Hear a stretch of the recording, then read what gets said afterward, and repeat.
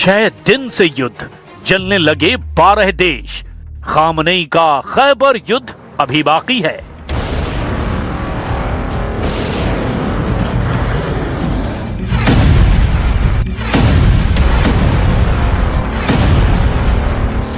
Iran युद्ध बहुत तेजी से पूरी दुनिया में फैलता जा रहा है। अमेरिका की पनडुब्बी ने हिंद महासागर में ईरानी युद्धपोत IRIS देना को श्रीलंका के पास हमला करके डुबो दिया है। हमले में अब तक 87 ईरानी नौसैनिक मारे गए हैं। दावा किया जा रहा है कि दूसरे विश्व युद्ध के बाद से अमेरिकी नौसेना का किसी भी देश की नौसेना पर सबसे बड़ा और घातक हमला है। इस हमले के बाद ईरान ने ऐलान कर दिया कि अमेरिका और इजराइल ने सभी रेड लाइन क्रॉस कर दी है और अब ईरान सबसे विनाशक हमले आधुनिक हथियारों से करने जा रहा है। दावा किया जा रहा है कि इजराइल के शिमोन पेरेस नेवेक परमाणु अनुसंधान केंद्र, जिसे डिमोना के नाम से भी जाना जाता है, उस पर ईरान अपनी हाइपरसोनिक मिसाइलों से किसी भी वक्त हमला कर सकता है। और अगर ऐसा हुआ तो आधी दुनिया विनाश के मुंह में समा सकती है। और अगर ईरान ने इजराइल के परमाणु संयंत्र में धमाका किया तो तत्काल इसका प्रभाव 2 लाख से ज्यादा लोगों पर अकेले इजराइल में पड़ेगा। अब हम आपको दिखाने जा रहे हैं कि अमेरिका और इजराइल के तांडव का सामना कर रहा ईरान कैसे अब ऐसे युद्ध में समा जाता है जहां ईरान के सर्वनाश के साथ साथ मिडिल ईस्ट में भीषण तबाही साफ नजर आ रही है। मैं इस वक्त एक बिल्डिंग के नज़दीक हूं। बिल्डिंग के अंदर जाऊंगा और आपको दिखाऊंगा किस तरीके की तबाही यहां पे इस मिसाइल अटैक से हुई है। इस वक्त न्यूज़ 18 की टीम है रियल ग्राउंड ज़ीरो पे और आप देख सकते हैं ये इर्द गिर्द तबाही है जो यहाँ पे टेल अवीव में हुई है। जो किस तरीके की तबाही हुई है, इन बिल्डिंग्स में सब कुछ तबाह हो गया है। और टेल अवीव में ये वो जगह है जहाँ पे इर्द गिर्द काफ़ी सारी बिल्डिंग्स को नुकसान पहुँचा है। ये देख सकते हैं आप क्या हाल है इस वक्त टेल अवीव में, कई जगहों का जहाँ पर मिसाइल्स गिरे हैं और यही हाल हम यहाँ पे काफ़ी जगहों पे देख रहे हैं। 6 दिन में फोड़े 5000 बम, अब फूटेगा परमाणु बम। पिछले 6 दिन से जारी खूनी युद्ध में ईरान को प्रचंड नुकसान हुआ है। दावा किया जा रहा है कि अमेरिका और इजराइल ने ईरान के मिसाइल हमले की क्षमता को 86% तक कम कर दिया है, जबकि ड्रोन हमलों में भी 70% से ज्यादा की कमी आ चुकी है। वहीं ईरान ने भी Qatar, Saudi Arabia, Kuwait, UAE, Bahrain, Jordan, Iraq, Cyprus और इजराइल पर मुख्य रूप से टारगेटेड हमले किए हैं। ईरान ने इजराइल और अमेरिका के हमलों के जवाब में ऑपरेशन ट्रू प्रॉमिस 4 के तहत पूरे मध्य पूर्व में भीषण जवाबी कार्रवाई की है।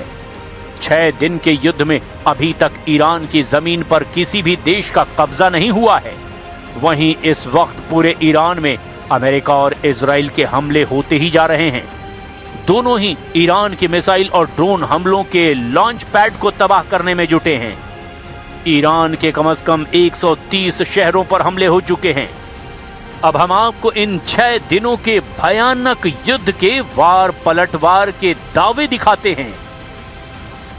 ईरान पर लगातार ताबड़तोड़ हमले कर रहा है इसराइल US फोर्सेस के साथ मिलके, लेकिन ईरान की तरफ से भी एक तो US की एम्बेसीज हों या फिर US की बेस, मिलिट्री बेसिस हों मिडल ईस्ट में, इसी तरीके के हमले किए जाते हैं। वहाँ पे भी काफ़ी तबाही हुई है। तो ये कहा जा सकता है कि पूरा जो क्षेत्र है मिडल ईस्ट का वो इस जंग की लपेट में आ चुका है और पूरे मिडल ईस्ट में जो है काफ़ी तनाव है और मिडल ईस्ट में काफ़ी जगहों पे एयर स्पेस भी बंद है।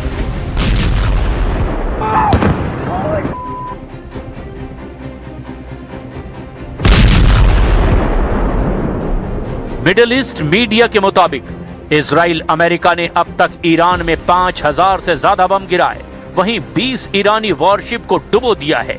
इन हमलों में 11000 से ज्यादा लोग मारे गए हैं। ईरान ने भी पलटवार करते हुए मिडिल ईस्ट में 9 देशों में बने अमेरिकी बेस पर हमला किया। ईरान ने सबसे ताजा ड्रोन हमला अजरबैजान के नखचीवन स्वायत्त गणराज्य पर किया। नखचीवन इंटरनेशनल एयरपोर्ट पर एक ईरानी ड्रोन सीधे हवाई अड्डे के टर्मिनल भवन से टकराया, जिससे वहां आग लग गई और काफी नुकसान भी हुआ। अमेरिका और इजराइल की तरफ से दावा तो यहां तक किया गया कि अब तक 3000 से ज्यादा ईरानी सैनिक और ईरान की सरकार से जुड़े लड़ाके मारे जा चुके हैं। इजरायली मीडिया वाईनेट के मुताबिक ये लोग इजरायली और अमेरिकी वायुसेना के हमलों में मारे गए। अमेरिकी रक्षा विभाग के मुताबिक युद्ध के पहले 24 घंटे में ही 1000 से ज्यादा ठिकानों पर हमले किए गए थे। पिछले 6 दिनों में हमलों की संख्या कई हजारों में पहुंच चुकी है। इनमें मुख्य रूप से लंबी दूरी की मिसाइलें, बंकर बस्टर बम और लड़ाकू विमानों B-2, F-35 और F-22 का भी इस्तेमाल किया गया। ईरान में सबसे ज्यादा हमले तेहरान पर हुए हैं। इसके अलावा परमाणु ठिकानों नतांज, फोर्डो और एस्फान पर भी जमकर हमले हुए। बुशर स्थित फाजरे जम गैस रिफाइनरी और दक्षिण पार्स गैस क्षेत्र में विस्फोट हुए हैं। कोम, करज, तबरीज और केरमानशाह जैसे शहरों में सैन्य हवाई अड्डों और मिसाइल उत्पादन केंद्रों पर हमले जारी हैं। इधर ईरान की अर्ध सरकारी समाचार एजेंसी ISNA और IRGC के वरिष्ठ कमांडरों ने आधिकारिक तौर पर चेतावनी दी है कि यदि इजराइल और अमेरिका ईरान में सत्ता परिवर्तन की कोशिश जारी रखते हैं तो ईरान इजराइल के शिमोन पेरेस नेगेव परमाणु अनुसंधान केंद्र यानी परमाणु ठिकाने डिमोना को भी निशाना बनाएगा। विशेषज्ञों और वैज्ञानिकों का मानना है कि यदि संघर्ष परमाणु स्तर तक पहुंचता है तो थर्मोन्यूक्लियर विस्फोट एक आधुनिक परमाणु हथियार हिरोशिमा पर गिरे बम से 1000 गुना ज्यादा शक्तिशाली हो सकता है। इससे न केवल लाखों लोगों की मौत होगी बल्कि न्यूक्लियर विंटर यानी कि परमाणु सर्दी जैसी स्थिति पैदा हो सकती है जिससे पूरी दुनिया में अकाल पड़ सकता है। ईरान ने कहा कि उसकी ऑपरेशन ट्रू प्रॉमिस 4 के तहत दागी जाने वाली मिसाइलें डिमोना के सुरक्षा कवच को भेजने में सक्षम हैं। डिमोना के 30 किलोमीटर के दायरे में लगभग 2 लाख लोगों को तुरंत वहां से हटाना होगा। हवा के रुख के मुताबिक रेडियोधर्मी बादल जॉर्डन, मिस्र, यहां तक कि सऊदी अरब के उत्तरी हिस्सों तक पहुंच सकते हैं। ये एक क्षेत्रीय स्वास्थ्य और पर्यावरण आपातकाल पैदा कर सकता है। We are only 4 days into this, and the results have been incredible. Historic, really. Only the United States of America could lead this, only us. But when you add the Israeli Defense Forces, a devastatingly capable force, the combination is sheer destruction for our radical Islamist Iranian adversaries. They are toast, and they know it. Or at least, soon enough, they will know it. And we have only just begun to hunt, dismantle, demoralize, destroy, and defeat their capabilities. उड़ा दिया ईरानी युद्धपोत, Israel US पर पलटवार। जरा इन तस्वीरों को देखिए। ईरानी युद्धपोत IRIS देना पर अमेरिकी पनडुब्बी ने विनाशक हमला किया है। ये तस्वीरें पेंटागन की तरफ से जारी की गई हैं।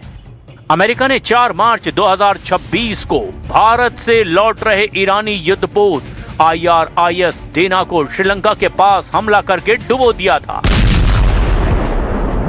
श्रीलंका की नौसेना के मुताबिक अब तक 87 शव बरामद किए गए हैं जबकि 32 लोगों को बचा लिया गया है।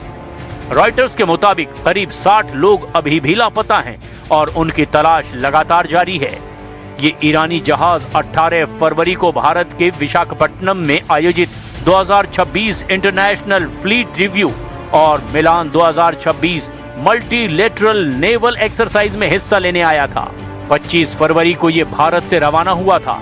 जब इस पर हमला हुआ तब ये जहाज दक्षिणी श्रीलंका के गाले शहर के करीब 40 समुद्री माइल यानी करीब 75 किलोमीटर दूर था।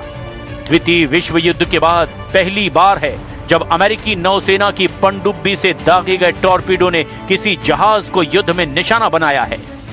रिपोर्ट्स के मुताबिक अमेरिका अब तक ईरान के 20 वॉरशिप को समुद्र में डुबो चुका है। ईरानी युद्धपोत IRIS देना पर 180 ईरानी नौसैनिक सवार बताए जा रहे हैं। हैरानी की बात तो ये है कि इस वक्त ईरानी सेना आखिरी दम तक हमला करने में जुटी है। जरा इस वीडियो को देखिए जिसे इजराइल ने जारी किया है। इस वीडियो में ईरान के जेट याक 130 को इजराइल का F-35I फाइटर जेट हवा में तबाह कर रहा है। इजरायली सेना ने कहा कि उसके F-35I फाइटर जेट ने तेहरान के आसमान में ईरान के याक 130 लड़ाकू विमान को मार गिराया। इजराइल के सैन्य प्रवक्ता ब्रिगेडियर जनरल एडी डेफ्रिन ने मीडिया को बताया कि इस कार्रवाई का पहला वीडियो भी जारी किया गया है। वीडियो में दिखाया गया कि F-35I विमान ने कैसे ईरानी जेट को निशाना बनाया। वीडियो में पायलट रेडियो पर कहते सुनाई देता है कि हमने हमला कर दिया है, टारगेट गिर गया है, अब हम आगे भी हमले जारी रखेंगे। अब ऐसे हालात में विशेषज्ञों का मानना है कि अगर ईरान इजराइल के डिमोना परमाणु ठिकाने पर आत्मघाती हमला करता है तो ये ईरान के लिए भी सर्वनाश साबित होगा। अब देखना होगा कि ईरान अमेरिका और इजराइल के हमलों के बाद कब तक और कैसे पलटवार करता है।